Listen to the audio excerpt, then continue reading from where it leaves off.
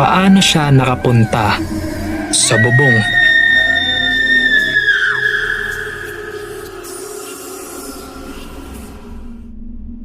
Ang mga pinto at hagdan papunta roon ay nakalak. May alarm pa nga na dapat tutunog kung may magbubukas nito. May posibilidad na dumaan siya sa fire escape.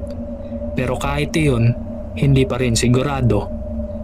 Isa pang tanong, paano siya nakapasok sa tangke ng tubig samantalang ang tangke na iyon ay napakataas at walang permanenteng hagdanan?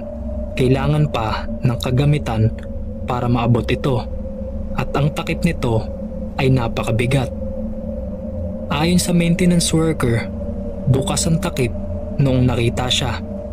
Ibig sabihin, posibleng hindi niya ito isinara mula sa loob.